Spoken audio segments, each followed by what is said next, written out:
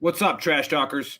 We're coming to you live with a fun UFC pick event. Remember, Joe's carrying a 12-1 record, and he's tried to redeem my loss, and he has called out Bill Pearson again.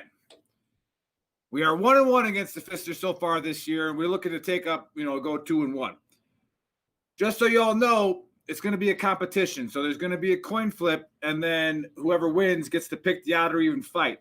If you're betting, they're both going to give you their honest answer after their picks that, hey, even though I picked this guy, I had to pick him. So bet on this guy.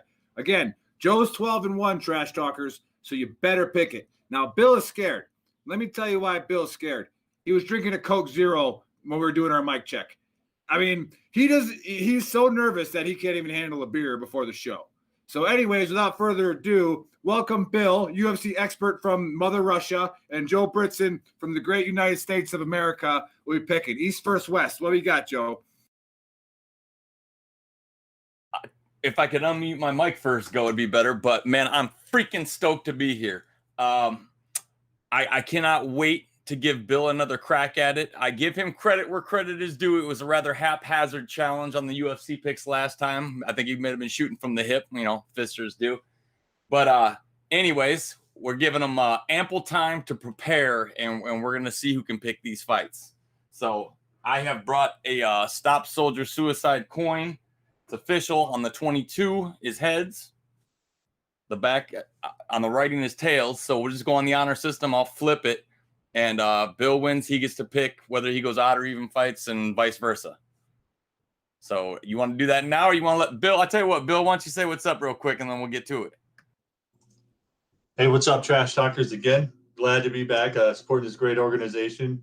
And any chance I get to make an 11B bend the knee, as you all saw Nick bend the knee with that White Claw, which he enjoyed way too much.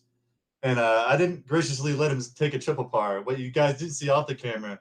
And I said, hey, Nick, what'd you get on the hole? I don't know, man. I'm going to have to give you the win on this. I think it was like an 11.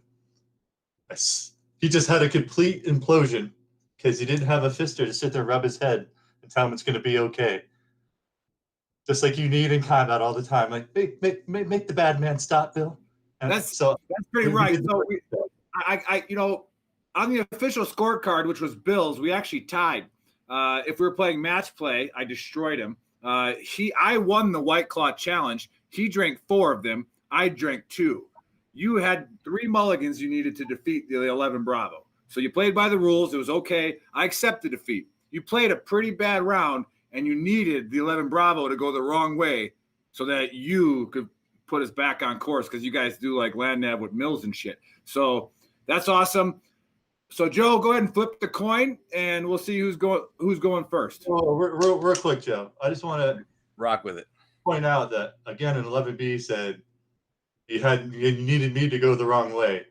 Again, typical. You needed the fister to show you how to get back home. Hey, you're a support. And regardless of the White Claw, only one of us drank one on a knee. Oh, that's you, my friend. Ouchies. Joe, hey, true. I accept the defeat. I accept it. Yeah, my knee hurts too, Bill. So I'm gonna have trouble bending that bad boy, but I don't plan on it either. So we're gonna let you call this in the air and go on the honor system. I'm just gonna let it land. Call it. Calling heads. It is heads. Heads is a call. Bill, what do you want? Odd or even? I'm taking evens. Okay, so Bill's taking evens. Bill's taking evens, so that means he's gonna get to pick the main card, which probably makes Joe upset. However, I do the first picks because I am the real expert here. I am up by money on Joe, and underwear fighting has always been my favorite thing to watch in the world. Nothing like naked guys, grabbing each other and, making each other tap out and stuff like that. It's pretty sweet. So the first fight is a catchweight fight, and you got Sean 7-0 Woodson versus Julian 23-9. Holy cow, this guy's been punched up. All right, 23-9, Julian Arosa. You already know who I'm going with. I'm going with Sean because nobody respects anybody named Julian. That's my take on it, and it's pretty much because there's an American name, Sean Woodson, 7-0. So Sean Woodson, probably first 16 seconds knockout. Go ahead, Joe. Your call. Yeah, I'm definitely going Woodson on that one. This kid's he hasn't really got the big dog competition yet, but he's on a 5-fight win streak, and all of those fights are in the UFC, which means he only had 2 pro fights before the UFC took him on. So kids, he's a project. They're grooming him. I don't know why it's a catchweight, maybe because the other guy was a latecomer, but I'm taking Woodson all day on that one. Got to have it. So that's that. You can take that one to the bank. All right, so now Bill has to take Julian on that one. But Bill, for the bettors, would you stick with the Woodson pick, or would you actually maybe recommend something else? No, obviously, yeah. Obviously, I got to take Arosa. If Arosa wins, it's going to be a submission. But for the bettors, if I was putting money on this fight, Woodson all day. Okay, guys, you heard it there, Trash Talkers. We got 2 locks on Woodson. However, because of the coin toss, we got Joe taking Woodson and the Mad Russian taking Julian. Now, in the heavyweight fight, after that, you got Philippe Linz and Tanner Bozer. Philippe Linz comes in at 14-4, and Tanner Bozer comes in 17-6-1. Now, again, maybe I'll go the opposite way here with the boy named Sue. Maybe this guy's dad named him Felipe so that he could grow up kicking everyone's ass because he was fighting all day long because he had a girl name. So I'm going Felipe, second round, ref stoppage. Bill, that's your fight to pick. You lead it off. I'm going to go with this is going to be a close fight. It's definitely not going the distance. I'm going to go with Tanner Bozer. I'm going to go with Tanner Bozer. I'll go Tanner Bozer, second round. Joe, for the bettors, do you stick with that pick, or are you just taking Felipe because you have to? No, this one also is, they picked a lot of guys on this card that are built the same way, the exact same height, the exact same length. These guys are absolute replicas of one another as far as how they look. But Linz has that Brazilian hang on the pocket and knock your head off type brawling to him, and he's got slick jiu-jitsu for a heavyweight. I don't see this thing hitting the ground until somebody's out cold. And I actually would take Philippe Linz if that was my pick. I definitely the betting world seems to think the same thing, and these guys are both very similar records. But I'm taking Linz. I just think his skill set's a touch better. And the odds are very similar. So you're taking, I mean, this fight could go either way. You're taking Linz straight up. And okay, that's fine. We go to the middle.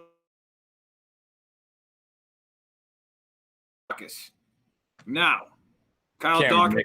There you go. Kyle Dawkins is 9-0. He looks like a mean guy. He's got a mean name. Kyle Dawkins, first 30 seconds, knockout.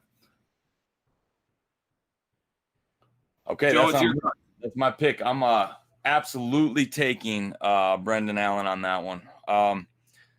This Dawkins kid is legit. But if you can stay off the ground with him, he's going to have a hard time with Brendan Allen. And I see Allen winning this somewhere in the second round. I think he clips him, and I'm taking Allen by finish. Okay, Allen by finish, going against the grain of the great picker myself. So, Bill, for the bettors, are you taking Allen as well? But you have to take Dawkins for the bet. But what is your actual betting pick? So, again, for the bettors, I'm taking Allen. His stand-up is far better than Dawkins. Dawkins is going to be a great fighter, but he needs another year in a good training camp and learn stand-up a lot better. Now, if Dawkins wins, he's gonna have to get Allen on the ground and try to pound him out. But if Allen can stay on if Allen keeps us on the feet, Allen's winning all day. Yeah, and another thing that factors into that, Bill, is how big these guys are. Now I know you're 6'14", but at 185, these guys are walking around at probably 210 pounds. You get clipped with those gloves are literally meant to keep you from breaking your hand. They actually hurt worse than a bare knuckle. So yeah. Allen's, you see that big, he clips you once. I don't think this kid's going to be able to handle that kind of pressure. Maybe if they were featherweights, he could take a few, but 185 hits you squared away and you're on Queer Street, and that's all this kid will need to finish him. Okay, sounds good. Now we're going to Bill's card, but I'm going to pick it first. Again, Maurice Green at 8-5 versus whatever that guy's name is. I can't say it, so there's no way I'm picking him. I'm going with Maurice Green, third round. Third round, Bill, this is your pick, so send it like a fister. Cleared hot on that one. Hey, honestly, talking with Joe, I think this is probably the worst fight on this card. I think it was just a filler. It's two guys coming off of multiple losses. I'm glad I think Volante's last win was questionable as well. I'll go with Green third round. Honestly, for the bettors, it could go either way. I think this is going to be a horrible fight. I think both of them are not that great. Green third round. To you, Joe. All right, this is one of those ones where I was talking to you about it earlier. I'm not letting the odds overrule my gut, and the problem with Green is he's 6'7" and he stands every bit of it in the ring, and Volante, all he's had to do is power lift and eat food for a whole camp because he's a light heavyweight, and he came in at 255, so he's at a real good camp. Volante's had a ton of experience. Don't be fooled by that record. And this guy stands up really high, this Green. He doesn't have a whole lot of experience. He's really raw. He's talented, but I think he's going to leave his head on the center line one too many times. And with the guy like Volante, that's all he needs. So this is one of the ones I think Vegas got wrong. And a lot of people are not going to pick with me on this one. But, a lot of people thought Josh Emmett would lose last week, and I was right on that one. So I'm going to take Volante, and I'm going to take him by first round knockout. Okay, so Joe, just be clear, you're taking Volante even though you didn't have to. Yes. Okay, so that's one of the so that's two of them. So far we got two fights that are we'll recap it for the bettors. But going on to the next one, the co-main, the welterweight, Mike Perry versus Mickey Gall. Mike Perry comes in 13-6. Mickey Gall comes in 6-2. 6-2. I don't ever bet against anybody named Mickey in any type of fighting anything. So Mickey probably wins before the fight even starts. The other guy's just going to quit. That's my pick. I got Mickey on that one. And this one belongs to Joe. Joe, who do you got? Yeah, there's a lot of things that line up. Mickey Gall passes every test but the experience test. And he got knocked out by Diego Sanchez a couple fights ago. And Diego Sanchez is no Mike Perry. Mike Perry's psychotic. He doesn't care what you do to him. He's taking L's just because he won't stay out of the pocket, and he likes to bang. So Mickey Gall's a big jiu-jitsu guy. He's famous for calling out CM Punk and saying, I want to fight him when he comes to the UFC, and he put a whooping on him. But after that, he's struggled. I think that Mike Perry's also never been tapped out by guillotine choke, and that's Mickey Gall's favorite go-to. He's never been tapped out by a choke. So he's an animal. He's a pit bull. I see Mike Perry finishing him in the second round. Gall's tough, but I see Perry either winning, let me change that to third round. Either winning the third round by finish or just blistering him and outpointing him for the decision. So I'm taking Perry. All right, Bill, you have to take Gall because of the bet, but do you agree with Joe's interpretation? Would you go with Perry if you were betting in Vegas right now? So, that's tough. Yeah, see, this is one of those perfect chess match fights. You got a guy that likes to do nothing but just throw haymakers, and Perry's another one of those guys that he's kind of like who's one I'm looking for? He's almost like a Diaz brother. He legitimately likes getting punched in the face. So if Gall is smart, he's going to want to take this to the ground, keep it on the ground, and just smother him and do something other than a guillotine choke, just like Joe was talking about.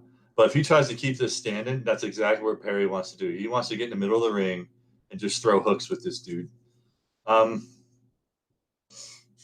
Yeah, obviously I have to take Gall because of the bet. If I was one of the trash talk bettors, yeah, I'll go with Perry. I think Perry is just too mean, and Gall is too new to the ring a little bit. He needs He's a little bit more experienced to fight, and I don't think he has the fight intelligence yet to fight someone like Perry and to stay calm, try to let him gas out, throwing these bombs and sticking and moving. Hopefully, Gall doesn't try to stand and bang with him, but man, it's probably going to be Perry. All right, there you have it, trash talkers. Now we go to the main event, the lightweight fight. You got Dustin Poirier, or it sounds like a Porta-John, 25-6, #1 contender, versus Dan Hooker, 20-8. Always bet on the Hooker. I'm going for the Hooker.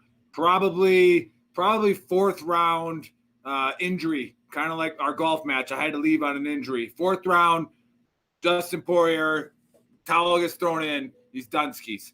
This is your fight, Bill. Who do you got? Yeah, so me and Joe actually talked about this yesterday. Man, this has the potential to be one of the best fights of the year and definitely win. It's definitely going to win fight of the night for sure. Man, these guys both will die in there. They're the same. They have a freakish mindset where abuse does not bother either one of them. It's man, I tell you, I can't wait to hear your call because this is a tough one. I'm gonna go with Dustin on this one. I could literally toss a coin on this fight. Like Joe said, these dudes are gonna make a decision. It's danger close, Bill. It's danger close. Let's maybe stop drinking the Coke Zeros and get some little liquid courage and make a call. Make a call, Bill. All right, I already made the call. Now get back on your knee, drink a White Claw, and I'll get back to you. Hey, keep whining about this coin toss here. So you're going Dustin. Are you sure? I'm going with Dustin, but you for the bettors at home, you could toss a coin on this one. And like Joe said, both these guys are completely willing to literally die in that ring for this win. I'm gonna go with Dustin, fourth round. All right, nice. Dustin, fourth round, but he's saying it's definitely not a lock. And we'll recap it real quick after this of what the locks are. And so, Joe, you got to take Hooker via the bet. But what do you have any advice for betting on this one? Man, Poirier, I'll just tell you this. This is the thing that a lot of people don't realize because he got labeled as one of those workers, not real exciting, not real flashy. But the guy just kept coming back. This is his last 4 victories are over Anthony Pettis by knockout, Justin Gaethje, who just pretty much retired Tony Ferguson in the ring, by knockout. One of the greatest fights I've ever seen, Poirier against Gaethje, by the way. Eddie Alvarez by knockout. All these guys are champions. Max Holloway, he had dominated him, and then he lost to Khabib. But he lost by a sub to Khabib, same way Conor did. So Dustin Poirier, he's faced everybody, and he's beat most of them. Hey, and with that, losing to Khabib is not a bad loss. No, for sure. Everybody Khabib. He's got a 0. But knocking out Pettis and Gaethje is big. Yeah, knocking out Gaethje, Alvarez, and Pettis. Those are 3 guys that it's just So Poirier he's a monster. But Hooker, I watched Dan Hooker against Edson Barboza, and I wanted the fight to stop. It was making me uncomfortable because this Brit stood there and got his legs kicked in half. He had to have broke one of his legs. Barbosa's the nastiest striker as far as Muay Thai goes, and he was and never hit the canvas. The ref literally stopped the fight, and Hooker was standing and it was either the last third or the 5th. I couldn't remember if it was a main, but Hooker never sat down.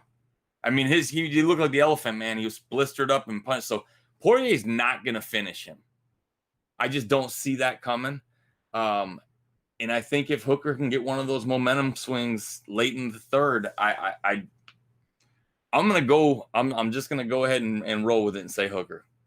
Even without, I could be dead wrong on this, and Poirier could come out looking like a world beater. But I'm gonna go with my gut, man. All right. Again, we both agree this is for sure fight of the night and one of the best fights of the year for sure. Easily. Okay, so we're not looking at a lock on the main event.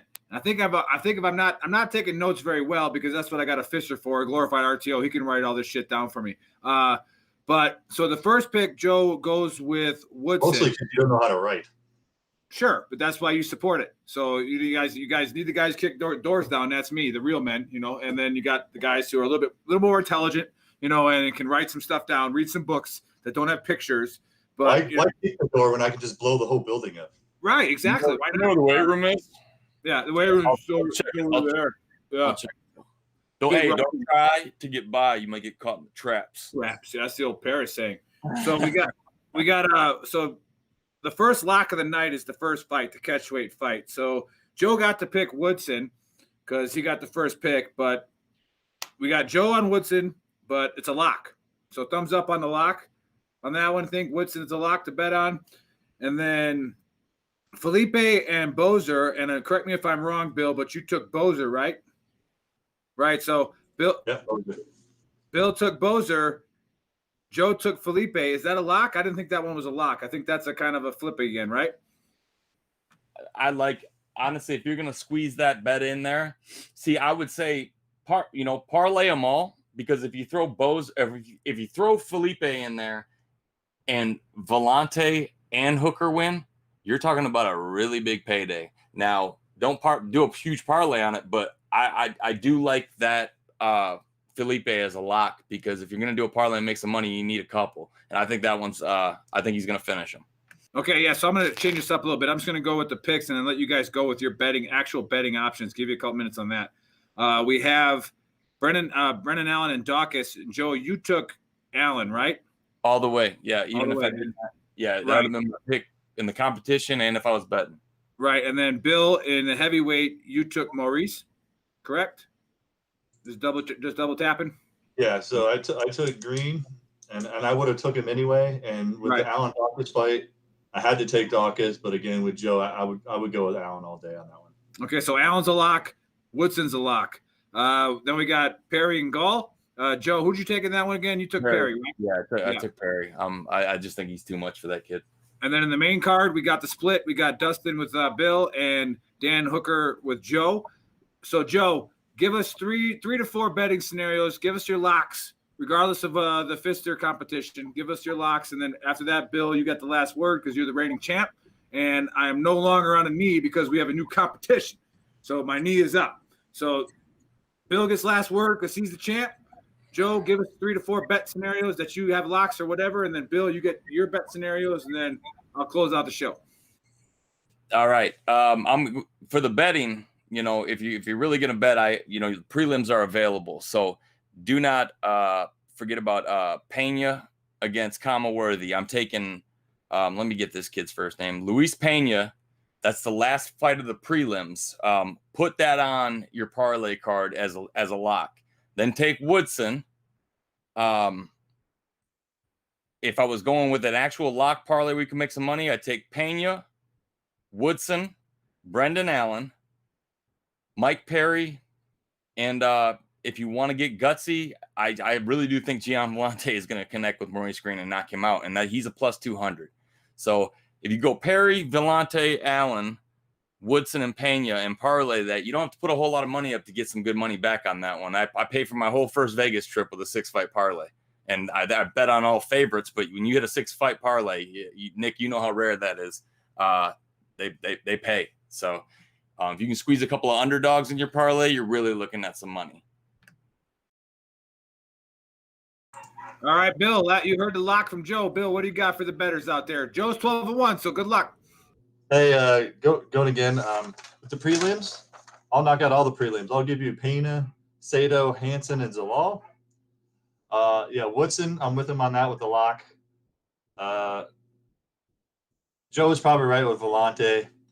He might clip Green. Perry is probably going to win that fight. And yeah, I would still stick with Allen versus Dawkins for sure. All right, sounds good, Trash Talkers. We're going to see you again in about, what we got, 3.5 hours. 3.5 hours, we'll have our Trash Talk hour on. Remember, we're going to have Chris Roach on there. He's an Apache pilot. Yeah, he's a pretty awesome dude. He was an infantry guy before that and decided he wanted to learn how to read, like that, and then go fly stuff. He's doing great things. So it's going to be a great show. Remember, correct me if I'm wrong, Bill, but it's the Gold Star Century team. Get on there, donate the Gold Star Century team. Absolutely awesome. The links are all over the place. And then we got Stop Soldier Suicide. Get on there. We're partnered with them, so you buy our shirts. You get on our YouTube and you subscribe. Then that's just more more opportunity for everybody's veteran businesses to get promoted, and that we can help in the soldier suicide fight and actually make a difference and give guys a platform to come on and talk trash. We don't have many viewers right now, but they'll watch the replays. And Marines, get on the show. We need some Marine stories. So let's make that happen. Other than that, any last words from Bill, seeing he's the champ? Hey, real quick, with the Gold Star Century team right now, we got a wood flag that was made by My Perfect Imperfections. Every $10 to the charity, get your name in the hat to win that raffle, to win that flag. So go to the site, go to the link, donate your money. All 100% of the proceeds goes to the Gold Star teams to get them out on trips and support those Gold Star kids. And again, don't forget to go ahead and still donate to stop soldier suicide. Never make a permanent solution to a temporary problem, guys. Love it.